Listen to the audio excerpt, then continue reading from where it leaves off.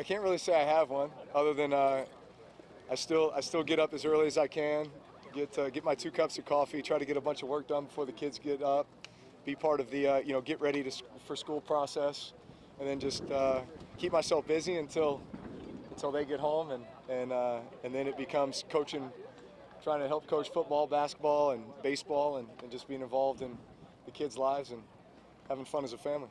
Are you having to tell the mind that there's no football to do reflexively? Yeah, I would say that. I mean, obviously, this would be a big training time.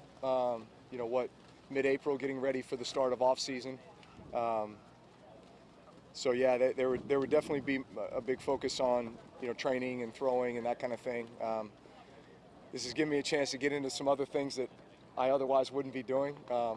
Mountain biking, e-foiling, some stuff that's probably would not be in my contract, but it's been fun to try some of that other stuff. Drew, how much do you think you'll miss it?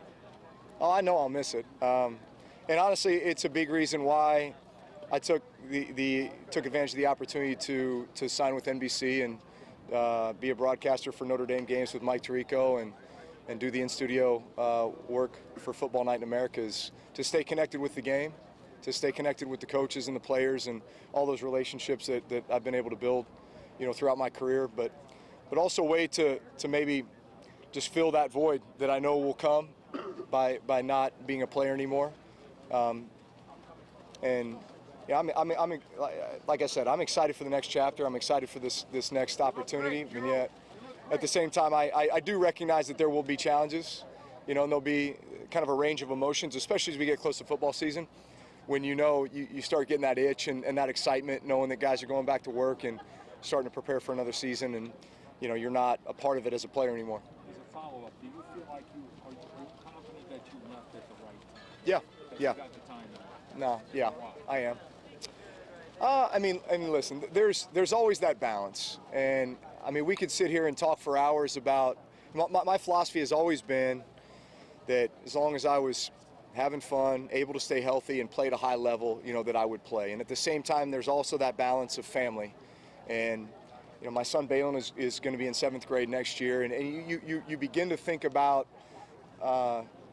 those other priorities in your life. And my time with my wife and my family is so valuable and so important, and I know it's finite from the perspective of once they leave the roost, that's there's only this finite amount of time that you have them in the house. And so family was a big part of that, and also just feeling like it was time. I was ready to move on. I was ready for the next chapter in my life. What are some of you mentioned mountain biking, coaching, are there things you've done that you would not have done in a previous spring that you've had to? Yeah, I mean, listen, every decision I've made over the last 20 years is what puts me in the best position to succeed as an NFL quarterback. And so that was my training, that was my recovery, that was what I can and can't do in regards to the risks that I can take or not take. Just knowing that I had a responsibility to my team and the organization to be their quarterback and be durable and be present and be around and just take care of that responsibility. That was priority number one. And even with your family, I mean, literally when training camp starts, that was my wife saying goodbye and realizing that this is now a 7-month commitment that's coming up where we don't get a chance to see very much, and you don't get to see the kids very much, and it's the reality of our job, and that's players and probably even more so for coaches during the season. So there are sacrifices that come along with that. Anything else on that sort of bucket list that you did right away? Snow skiing. I went snow skiing with the kids. I haven't been snow skiing in 25 years. Last time I was 17 years old, and then I hurt my knee playing football in high school that year, and so I missed that time to ski. And then I got a scholarship to Purdue, and I was like, well, I don't want to ski anymore because I don't want to take the chance of doing something stupid. And then that just became the theme for the next 25 years as a football player. And again, that was one of those decisions that I had to make as, hey, is this a risk that I'm willing to take because my priority is football right now? You put on your analyst hat and break down Jameis Winston and Taysom Hill as yeah. potential Listen, I'm excited for both those guys. I think both those guys are at a point in their career where they really have a great opportunity to establish themselves.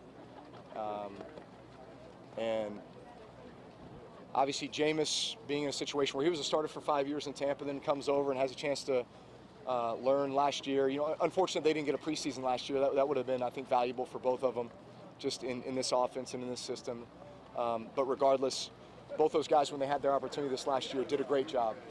And so only time will tell, but I know this, when you have those two type of guys in the locker room, not only what they bring from their skill set, but they're really great leaders. They set the example by the way that they work and by the way that they prepare. They're loved by their teammates, and I'm excited to see those guys and however this competition plays out. Was there anything about Jameis behind the scenes that impressed you or that you learned about him? The guy loves football. Jameis loves football. I mean, he's really a football junkie, and you know, when you're a starter, or if you have your experience as a starter in the NFL, you typically kind of have your own routine. And so, you know, Jameis had his routine, and he was picking my brain constantly on, hey, what I did and why I did it, and you know, coming over to me after his rep during practice, and hey, what did you see there? How are you reading that play? And just like constant communication, I think constantly trying to kind of better himself and improve and continue to build on his own skill set. And same thing with Teddy Bridgewater when he was here. You know, he was a starter and kind of had his own routine, and yet at the same time, just kind of pick and choosing the things that work for them. And I could not have been more impressed with Jameis, honestly, as a teammate, as a guy in the locker room who I think everybody, they admired his love and passion for the game and the way he worked at it, and certainly his desire to be a great player is there, and that's most important. Did you see his reaction, his emotional reaction? Yeah. About you? Yeah, I did. Listen, you know, that stuff's humbling because I think a huge part of this game and what I'll miss about this game is the relationships that you have in the locker room, and the guys that you get to wake up and see every day. And while it is a grind, man, there's those moments where you just you look back and you just cherish those memories, and I think while you're in the moment, you don't necessarily have a chance to really appreciate it until you're done. You take a step back, and then when you see a guy express his appreciation in that way, it's humbling. It's humbling. Yeah, I did.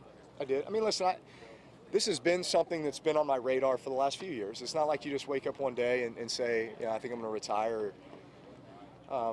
These have been conversations in my house with my wife and with my mentors, and I think it's like once you make the decision that you're going, man, you're all in, right? And then you need that time after every season just to unwind and recharge, and then you reassess, you reevaluate. But I went through this process last year, I'd say pretty seriously, and decided to come back in my mind for one more, make one more run at it, and know that if I'd pour every ounce that I had into it, and at the end of the day, I can look back and say that I gave it everything I had, and now it's ready for the next chapter. Drew, you spent a long amount of time with your family on the field after the last game. Yeah. What was going through your mind there? What did that mean to you? Well, yeah, listen, I knew that was it. Like I said, going into this season, I told myself this would be it. And so, this year with COVID was tough because obviously we didn't have that same interaction with the fans like we normally would in the Superdome. And literally after every home game for the last 4 or 5 years, we've almost created this tradition where all the guys are bringing their kids down on the field. And I'd say our team was pretty unique from the perspective that we had a lot of veteran guys, and we'd all watched our families grow over the years. And so look at the Morsteads with 4 kids and Josh Hill with 4 kids, and I mean so many other families that, DeMario Davis and others where, these moments after the game were almost just as special as the moments throughout the week in the locker room and on the road trips and in the games themselves. That's where the real personal connections would take place as well. And so we missed that this year, and I felt like, doggone it, my kids are going to get an opportunity to do this one last time. We're going to get out there and we're going to make them shut the lights out on us, which they did about midnight. And you had a number of injuries this year. We heard about a plantar fascia and a labrum. I mean, how serious were these things, and how limited were you this season? There was, I mean, I'll be perfectly honest with you. I only felt 100. I only really felt good in one game. I only felt good in one game, from the perspective of like I had all the tools in my toolbox. So, you know, is limited the word is like I had a lot of limitations throughout the season as to what I could and couldn't do, and I recognize that, and that's really hard for a competitor. That's really hard when you know what you should be able to do and yet you can't because of various injuries or things that are taking place with your body, you know. And you know, some of those things are just kind of freak things, like, you know, tear of plantar fascia, you get, you know, damage in the shoulder, you get the broken ribs, right, the punctured lung, you get all this stuff that's going on, this abdominal thing that I was dealing with for pretty much most of the season, that as a quarterback, everything you do is rotation. And when you can't rotate the way that you want, you all of a sudden begin to accommodate in ways, and everything for you kind of narrows, because it's like, well, I know I can't make that throw, I can't make that throw, I can't make that throw, so what's now in my toolbox? And it's harder to play the game that way. It is. And yet, you got to find a way still to get it done. And I felt like we did that, but it was difficult. How much of that went into your decision? Well, I think it just reinforced the fact that that stuff doesn't get any easier, you know, the older you get. And was this year a bit of an aberration when it comes to that kind of thing? Yeah, I mean, God willing, I was able to make it through a 20-year NFL career with a lot of things, but missing very few games, right? I mean, I'd missed one game from injury up until 2 years ago. So in 18 years, I missed one game. And that was that freak shoulder thing 5 years ago that I still am baffled. I don't know what happened there, but you know, you get the thumb, hit it on Aaron Donald's hand, kind of a freak thing, right? And then this year, the broken ribs and punctured lung, I mean, they're going to hold you out for something like that. But I still consider myself extremely blessed to have missed so little time in 20 years. Which game did you say you felt the best? Detroit. Detroit was the only game I felt like I had all the tools. That was it. One or two more? I was going to, since we talked about Jameis, I was going to talk about Taysom. The fact that now he gets to focus all his attention on just being a quarterback instead of, you know, being spread out in different roles. Do you think that will probably benefit him the most when they go into this competition with Jameis, this training camp? You know, Taysom's such a weapon, because when he's on the field, I mean, think about the perspective of a defensive coordinator. Taysom Hill's on the field.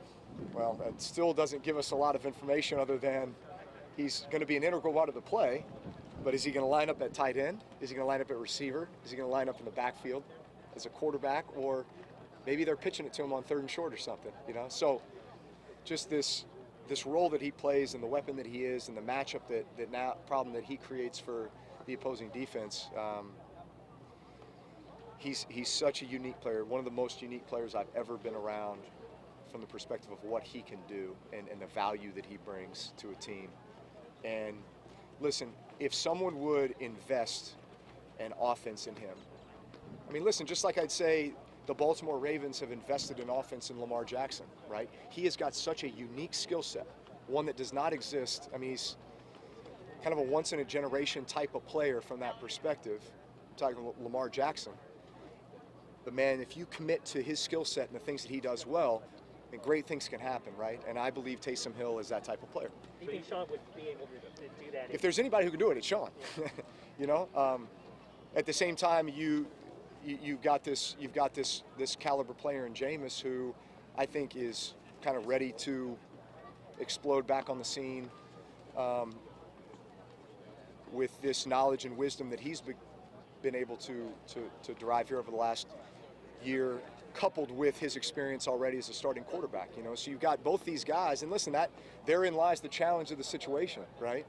Is that I think whoever you commit to, that becomes a system that you build around the player. Just when I first got to New Orleans Saints, the conversations with Sean were, we're putting you in the best position to succeed, and we're building this offense around your strengths and your skill set. That's what the great coaches do. So you don't feel like we saw a full Taysom in that 4-game sample, since it really wasn't completely tailored? This is his first 4 starts in the NFL, right? And so you and you already have an offense and a system in place, you can't just make wholesale changes, you know what I'm saying? And so however this plays out, at the end of the day, if you're making the commitment to a guy, you build the system around that guy. Are you doing anything to prepare for broadcasting? Yeah. What are you doing? I've already spent a good amount of time with the NBC team. So producer Mike Tirico, others that will be a part of the team, both on the broadcasting side for Notre Dame football, home games, and also with Football Night in America. And studying tape, learning the disciplines that go with each of those, broadcasting and in studio, because you really do use different muscles, and it's really they're two different animals. And so for me, it's an opportunity to really learn a great skill set with both. I think the biggest challenge is probably going to be learning the college game. I've been obviously just watching college on Saturday nights, on the road before games. But learning the college football environment and learning a lot about the coaches and the players and the systems, and obviously studying Notre Dame football quite a bit. But then also being very much in tune to what's happening with the NFL, because that's what the hour and 12-minute show is devoted to. With Football Night in America every Sunday night. So it'll be fun. It'll definitely be an adjustment and be a challenge, but a challenge I'm looking forward to. You guys cut the